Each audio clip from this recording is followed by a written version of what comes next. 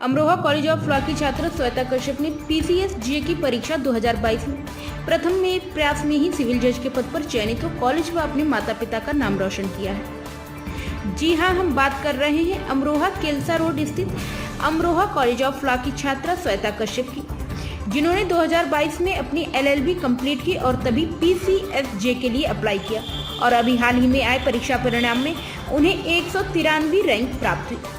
इस दौरान Amroha college of law पहुंचने पर श्वेता कश्यप, उनके भाई व माता पिता का भी भव्य स्वागत हुआ। साथ ही उन्होंने मोमेंटो व पुरस्कार देकर सम्मानित किया गया। इस मौके पर उन्होंने अपने अनुभवों को छात्र छात्राओं के साथ साझा किया। श्वेता वैसे तो मूल रूप से रामपुर जनपद की रहने वाली हैं और उनके पिताजी मुरादाबाद कोर्ट में पेशकार हैं। परिवार में 2 भाई 2 बहनें हैं, माता हाउसवाइफ। इस मौके पर कॉलेज प्रबंधन वैभव यादव, निदेशक रिचा सिंह व समस्त स्टाफ व कॉलेज के छात्र छात्राएं मौजूद रहे। क्या नाम है आपका? सर, मेरा नाम श्वेता कश्यप है। श्वेता, आज यहाँ अमरोहा लॉ कॉलेज पहुँचे हैं जी। क्या प्रोग्राम है?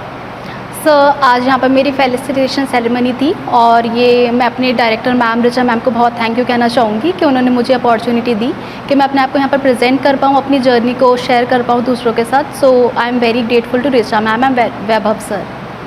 देखिए, पहले तो मैं आपको बधाई देता हूँ जी, थैंक यू कि आपने सिविल जज परीक्षा में जो है 2022 परीक्षा आपने जो है पास की है। जी, मेरी ओर से आपको बहुत बहुत शुभकामनाएं। Thank you sir. Shweta ji, ये बताइए आपकी जो स्कूली शिक्षा है जी, वो का थोड़ा उसके बारे में बताइए। सर, मैंने अपनी स्कूलिंग सेंट मेरी सीनियर सेकेंडरी स्कूल रामपुर से कंप्लीट की है। उसके बाद मैंने बीएससी की थी और आफ्टर दैट एलएलबी कंप्लीट की है Amroha college of law Amroha से ही, and they are from the same university MJP RU Bareilly. आपकी जो एलएलबी हुई किस ईयर में, हम कहाँ से आपने कंप्लीट? सर, 2019 में मैंने एडमिशन लिया था, 2022 दिसंबर में ही कंप्लीट हुई है। अच्छा, यस सर। तो ये पहला ही प्रयास था? पहले ही प्रयास में? यस सर, दिसंबर में ही नोटिफिकेशन रिलीज़ हुआ था और दिसंबर में ही मैंने अप्लाई कर दिया था। कैसा लग रहा है? सर, बहुत अच्छा लग रहा है, बहुत ओवरवेलमिंग फील हो रहा है क्योंकि ये फर्स्ट अटैम्प्ट था और मैं काफ़ी समय से इसकी तैयारी कर रही थी। सर, लगभग 3 साल हो गए मुझे तैयारी करते हुए और फर्स्ट अटैम्प्ट में ही क्लियर हो गया, तो बहुत खुश हूँ मैं, बहुत अच्छा लग रहा है मुझे। जैसे कि आपने बताया कि 2022 में ही 22 में आपने इसको जो है आपने चूँकि एलएलबी भी कंप्लीट किया और तभी जो है आपका ये एग्ज़ाम यस भी सर, आपने कंडक्ट कर लिया। Yes sir. तो जो बच्चे हैं, जो आने वाले परीक्षार्थी हैं, उनके लिए आपका संदेश क्या है? सर, अगर कोई भी यूपी जुडिशरी का एग्ज़ाम देना चाहता है और वो इसके लिए एस्पायर कर रहा है तो उसको फर्स्ट ईयर से ही अपनी प्रिपरेशन स्टार्ट कर देनी चाहिए क्योंकि इतने सारे सब्जेक्ट्स होते हैं, आप वो 6-7 महीने में कंप्लीट नहीं कर पाएंगे। भले ही वैकेंसी दिसंबर में आई थी और ये मेरा फर्स्ट अटैम्प्ट है, लेकिन मैंने 3 साल पहले ही इसकी तैयारी स्टार्ट कर दी थी कि मैं पढ़ती थी, उसको रिवाइज़ करती थी, आंसर्स लिखती थी, MCQs लगाती थी। तो लगभग ये एक लंबी जर्नी रही है मेरे लिए। अगर स्टूडेंट्स जज बनना चाहते हैं तो उनको फर्स्ट ईयर से ही अपनी तैयारी स्टार्ट कर देनी चाहिए और सोर्सेज काफ़ी अवेलेबल हैं, कॉलेज से भी आपको हेल्प मिल जाएगी और यूट्यूब पे भी काफ़ी सोर्सेज अवेलेबल हैं। अच्छा, आप क्या अमरोहा से बिलोंग करते हैं तो कहीं बाहर से? सर, मैं रामपुर से हूँ। रामपुर से बिलोंग करते हैं? Yes sir. क्या पारिवारिक पृष्ठभूमि के बारे में कुछ बताएंगे आप? सर, मेरे पापा मुरादाबाद कोर्ट में पेशकार हैं, मेरी मम्मी हाउसवाइफ हैं और हम 4 भाई बहन हैं जिसमें मैं सबसे बड़ी हूँ। हम 2 भाई 2 बहनें हैं। मेरा भाई कॉर्पोरेट सेक्टर में जॉब करता है, मेरी बहन मेकअप आर्टिस्ट है एंड छोटा भाई 11th क्लास में है। Yes sir. अच्छा, आपने रामपुर से मतलब इतनी दूर चुके कॉलेज तो और भी बहुत सारे हैं, आपने फिर अमरोहा लॉ कॉलेज से ही कैसे, मतलब थोड़ा इसके बारे में बताएं। सर, क्योंकि मुझे आसपास से ही करना था और मैंने गूगल पे सर्च किया था कि आसपास कौन कौन से लॉ कॉलेजेस हैं, तो सबसे ऊपर मुझे अमरोहा कॉलेज ऑफ लॉ दिखा, तो मैंने रिचा मैम से कांटेक्ट किया था। रिचा मैम से कांटेक्ट करते ही मुझे बहुत अच्छा फील हुआ क्योंकि वो बहुत कंफर्टेबल फील कर पा रही थी और उन्होंने मुझे बहुत मोटिवेट किया कि आप एलएलबी जब करेंगे तो क्या क्या फैसिलिटीज़ प्रोवाइड कराएंगे। यहाँ पर फैकल्टीज़ भी अच्छे थे। यहाँ पर जब मैंने ज्वाइन किया था तो रुद्रेश सर थे और जो कॉन्स्टेंटली मुझे स्टार्टिंग से ही सपोर्ट करते थे। रुद्रेश सर ने स्टार्टिंग से बोला था कि तुमको जुडिशरी में जाना है और जो भी आपको गाइडेंस चाहिए होगी वो हम प्रोवाइड कराएंगे। मुझे अगर कोई भी बुक्स की ज़रूरत होती थी और वो मैं ले नहीं पाती थी तो रिचा मैम मुझे लाइब्रेरी से प्रोवाइड करवाती थी। और यहाँ पर जब मैंने ज्वाइन किया था तब मैं कॉलेज आती थी, बट उसके बाद कोविड हो गया था, फिर कॉलेज बंद हो गया था। देन ऑनलाइन भी अगर मुझे किसी भी चीज़ की हेल्प थी, जैसे प्रैक्टिकल फाइल्स बनानी है या कुछ भी करना है, तो ऋचा मैम कॉन्स्टेंटली सपोर्ट करती थी। उन्होंने कभी मुझे एक स्टूडेंट की तरह ट्रीट नहीं किया, एक अपनी छोटी बहन ही माना और मतलब हर कदम पर साथ दिया। जैसा कि कहा जाता है कि जो ये परीक्षाएं हैं, सिविल सेवा रही हो या फिर सिविल जज परीक्षा हो या PCS परीक्षा हो, जी सर। उनमें बताया जाता है कि साहब कोचिंग के बिना जो है बच्चा क्वालिफाई नहीं कर सकता। जी तो क्या सर। आपने कहीं किसी स्तर पर कोचिंग की? यस सर, मैंने ऑनलाइन कोचिंग ज्वाइन की थी 2020 में ही। बट सर ज़रूरी नहीं है कि आप कोचिंग ही करें तभी हो सकता है, एक प्रॉपर गाइडेंस की ज़रूरत होती है। कोचिंग से आपको ये गाइडेंस मिल जाती है कि कहाँ पर आपको मिस्टेक्स नहीं करनी है, कौन कौन से पोर्शंस पे ज़्यादा ध्यान देना है। तो अगर आप कोचिंग अफोर्ड कर सकते हो तो डेफिनेटली गो फॉर इट। लेकिन अगर आप किसी वजह से कोचिंग अफोर्ड नहीं कर सकते तो यूट्यूब पे भी काफ़ी सोर्सेज अवेलेबल हैं, या फिर टॉपर्स के इंटरव्यूज़ हैं, या उनकी जो प्रिपरेशन स्ट्रैटेजी रही है। मेरे साथ के काफ़ी लोगों ने बिना कोचिंग के भी क्लियर किया है एग्ज़ाम। तो ऐसा कोई हार्ड एंड फास्ट रूल नहीं है कि आप कोचिंग से ही क्लियर कर सकते हैं। मैंने की थी और मुझे बहुत हेल्प मिली, और अगर आप कर सकते हैं तो कर लीजिए, अदरवाइज़ बिना उसके भी हो जाता है। अमरोहा लॉ कॉलेज जनपद अमरोहा में पड़ता है। Yes sir. यदि आपको पहली पोस्टिंग के रूप में यदि अमरोहा जनपद मिलता है तो ऐसे वो कौन से काम करेंगे आप अमरोहा जनपद में फर्स्ट प्रायोरिटी के आधार? सर मेरा फर्स्ट प्रायोरिटी यही रहेगी कि क्योंकि मुझे इतनी बड़ी पोस्ट मिलेगी, तो मेरा पहला ये है कि मुझे न्याय करना है, एंड दैट टू इम्पार्शली। ऐसा नहीं है कि मन में बाइसनेस आनी चाहिए कि ये हमारा कॉलेज का सिटी है तो हम यहाँ पर अपने लोगों को फेवर कर रहे हैं। मेरे लिए यही रहेगा कि मैं दोनों पार्टीज़ को सुनूं, एंड एविडेंस के बेसिस पे जो एविडेंस मेरे सामने हो उसी बेसिस पे मैं जस्टिस प्रोवाइड कर सकूं सभी लोगों को। क्योंकि मैंने ग्राउंड लेवल पे देखा है कि क्या एक नीडी पर्सन की रिक्वायरमेंट होती है, जो गरीब होते हैं, जो थोड़े अंडर प्रिविलेज होते हैं, जब कोर्ट आते हैं तो उनको जस्टिस की बहुत ज़्यादा नीड होती है कि हमें न्याय मिले। और जब एक जज वहाँ बैठा होता है तो सब उसको बहुत इज़्ज़त के साथ देखते हैं। तो मेरा यही रहेगा कि मैं न्याय कर सकूं और मैं पूरी कोशिश करूंगी।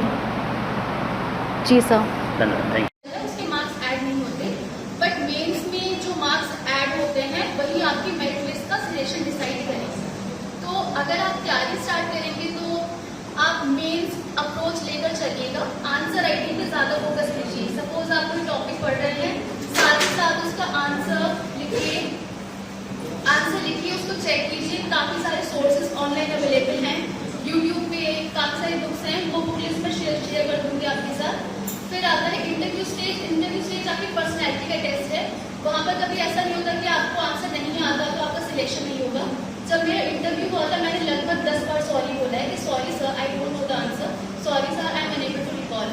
तो वहाँ आपका नॉलेज टेस्ट नहीं हो रहा है, नॉलेज टेस्ट मेंस में हो जाता है, प्री में हो जाता है। इंटरव्यू में आपकी पर्सनैलिटी का टेस्ट है। जितना कॉन्फिडेंस के साथ आप आंसर बोलेंगे, जितना कॉन्फिडेंस के साथ आप उनको प्रेजेंट करेंगे, उतने ही चांसेस बढ़ जाते हैं सिलेक्शन के। तो ये पूरा प्रोसेस रहता है यूपी जुडिशल सर्विसेज का। बाकी स्टेट्स का ऐसा होता है कि बिल्कुल पढ़ाई नहीं करती थी, कभी कभी 10 दिन तक लगातार पढ़ाई नहीं कर रहे हैं, कभी कभी 1 घंटा पढ़ लिया, कभी 2 घंटा पढ़ लिया, लेकिन कभी ऐसे ब्रेक नहीं किया कि आज पढ़ रहे हैं, कल नहीं पढ़ रहे, फिर परसों पढ़ रहे हैं, फिर नहीं पढ़ रहे।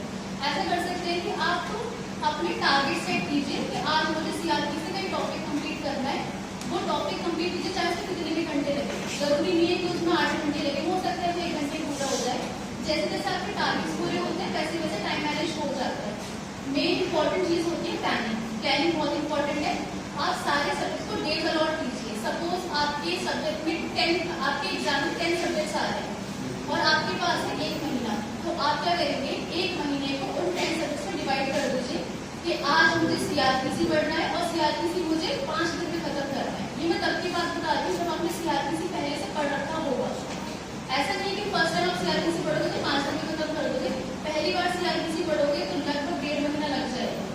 जब दूसरी बार पढ़ोगे तो फिर 1 महीना लगेगा, तीसरी बार पढ़ोगे तो 15 दिन 10 दिन लगेंगे। जब 3-4 बार रिविजन हो जाएगा उसका तो एक टाइम ऐसा आ जाएगा 2 दिन में CRPC खत्म कर दोगे। बट उसमें लगता है टाइम, ऐसा नहीं कि आज वैकेंसी आई और 2 महीने बाद आपका एग्जाम क्लियर हो जाएगा, ऐसा नहीं होगा। पहले से प्रिपरेशन करनी जरूरी है। अभी कोई वैकेंसी नहीं आई तो आप अभी से स्टार्ट कर दीजिए प्रिपरेशन और प्लानिंग कीजिए। Planning coaching without any guidance.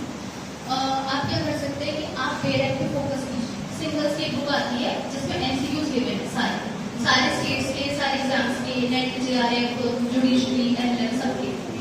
आप उससे ये पता लगा लें इम्पोर्टेंट है। सपोज टीपीए है, ठीक है, टीपीए पूरा इम्पोर्टेंट नहीं होता, सिर्फ और सिर्फ उसके इम्पोर्टेंट सेक्शंस जो बार बार पूछे जा रहे हैं आप उसमें पेपर पे लिखते हैं प्रीवियस क्वेश्चंस की हेल्प से। ये उसके लिए बता रही हूँ, ठीक है। जब आप पेपर पे लिखने में आपको पता चलता है कि सेक्शन 6 बार बार आ रहा है, तो सेक्शन 6 आपको बहुत अच्छे से पढ़ना है। सेक्शन 6 टीपीए जो है, ठीक है, आपने पढ़ा होगा। दूसरी चीज होती है टीपीए में डॉक्ट्रिन्स के जो क्वेश्चंस होते हैं बार बार रिपीटेडली पूछे जाते हैं, तो प्रीवियस के क्वेश्चन से आप एनालाइज कर पाएंगे कौन से सब्जेक्ट्स पे कौन से टॉपिक्स पे फोकस करना है। ऐसा नहीं होता कि आपको सभी कुछ पढ़ना है। जैसे सीपीसी है, सीपीसी इतना बड़ा है, इतने सारे ऑर्डर्स हैं उसमें, इतने सारे सेक्शंस हैं, लेकिन सारे ऑर्डर्स नहीं पढ़ते। मैंने कभी ऑर्डर 21 पूरा नहीं पढ़ा, सिर्फ उसके कुछ ही टॉपिक्स मैंने निकाल दिए थे प्रीवियस क्वेश्चन से और उन्हीं को पढ़ा। जैसे ऑर्डर 21 है, उसमें गार्निश के ऑर्डर के बारे में बहुत पूछा जाता है, तो पूरा ऑर्डर 21 पढ़ने से अच्छा ये है कि आप सिर्फ गार्निश के ऑर्डर पढ़ लो, आप सिर्फ एग्जीक्यूशन के कुछ मोड्स पढ़ लो, ठीक है। तो ये सब आपको तब पता चलेगा जब आप प्रीवियस क्वेश्चन पेपर्स को एनालाइज करेंगे। पहले प्री के कीजिए, फिर मेन से कीजिए। प्रीवियस क्वेश्चन पेपर का मतलब ये नहीं कि आप पूरा जो मिक्स आया है वो निकालिए, topic wise and subject wise निकालना है। और मेन जो फोकस रखना है प्रिपरेशन में कॉन्स्टिट्यूशन पे रखना है। कॉन्स्टिट्यूशन 50 मार्क्स का आता है यूपी में, और कॉन्स्टिट्यूशन की इंटरव्यू में पूछा जाता है। कॉन्स्टिट्यूशन प्रीलिम्स में बहुत सारे क्वेश्चंस बन जाते हैं। कॉन्स्टिट्यूशन से आपका पॉलिटी का पार्ट कंप्लीट होगा जो कि जीके में आता है। तो कॉन्स्टिट्यूशन अपना और procedural law, CPC, CrPC, evidence, इनको स्ट्रॉन्ग रखना है, साथ ही आईपीसी। दूसरी चीज कहना चाहूंगी कि मेंस में एक सेपरेट पेपर होता है लोकल लॉस का। लोकल लॉस को कभी इग्नोर नहीं करना चाहिए, वो होते बहुत ज्यादा है लेकिन होते ईजी है और उसी हिसाब का स्कोर बढ़ता है। मेरा जो पीनल लॉस और लोकल लॉस का पेपर हुआ था सबसे अच्छा वही हुआ था, क्योंकि इस बार पेपर का पैटर्न चेंज हुआ था। अगर आपने देखा होगा कि सब्सटैंटिव और जीके कंप्लीटली डिफरेंट था, जैसे हमेशा से 10 साल से पूछा जा रहा है वैसा नहीं था। तो आपको पीनल लॉस में स्कोर करके, पीनल एंड लोकल लॉस में स्कोर करके अपने चांसेस बढ़ा सकते हैं सिलेक्शन के। तो आप previous question paper, answer writing और इम्पोर्टेंट सेक्शंस पे ध्यान दीजिए, सारा का सारा नहीं पढ़ना होगा। मैंने बहुत सिलेक्टिव पढ़ा है। उन लोगों ने बहुत कंसिस्टेंटली सपोर्ट किया श्वेता, और उसमें खुद अंदर से वो स्पार्क था जो उसको वो करना था। तो जो भी स्टूडेंट अभी यहाँ किसी भी सेमेस्टर में पढ़ रहे हैं वो ये ना सोचें कि वो नहीं बन सकते हैं, वो हमेशा ये याद रखें श्वेता वॉज वन वो सीट से उस बार थी जब वो यहाँ एज ए स्टूडेंट थे। तो आप ही में से वो बच्चे होंगे जो जुडिशियल सर्विसेज में जाएंगे या और भी अलग अलग जगहों पर जाएंगे। तो अपना गोल क्लियर